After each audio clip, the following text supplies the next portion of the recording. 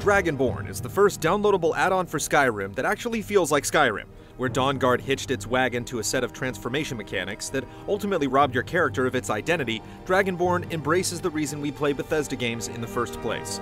On top of housing a weighty story about an ancient alliance between the Daedra and the Dovahkiin, the island of Solstheim is ripe for precisely the sort of exploration that Skyrim thrives in.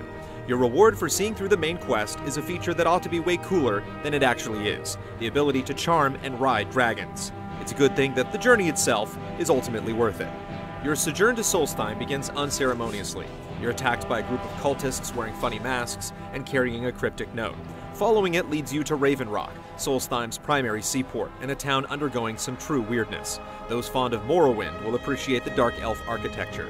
The name Miraak weighs heavy on the lips of Raven Rock's populace, though no one is quite sure where to place it.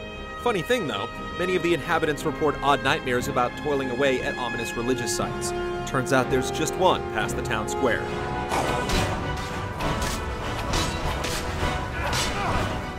Before too long, the rabbit hole leads to the depths of Oblivion itself, where you'll do battle with the servants of a certain Daedric prince with a clear affinity for the works of H.P. Lovecraft. Skyrim book collectors rejoice. These baleful spirits are quite learned indeed. Enduring the realm's nauseating wrath brings you face to face with a certain heavy hitter and Dovahkiin history, and if you survive the final reckoning, you'll be showered with rewards, including a shout that lets you charm dragons. Like we said, it's not as cool as it sounds. Far better is the ability to respec your skill points that you earn following the final battle.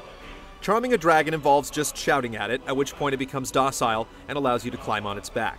The bummer is that you can't directly control it. You're just along for the ride as it sweeps the immediate area, though you're able to command it to attack targets and cast spells off its back. You can also fast travel whilst mounted, in case there are some bandit forts you feel like laying waste to. Disappointing as the dragon riding may be, Dragonborn is still a top-notch add-on on the strength of how it's built. Like a classic Bethesda expansion full of new locations to explore, quest lines to complete, loot to scavenge, and abilities to earn. You strong. Help Dragon.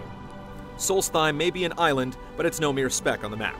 If you've played out on the mainland, you should dust off that Daedric armor and embark on this colonial adventure.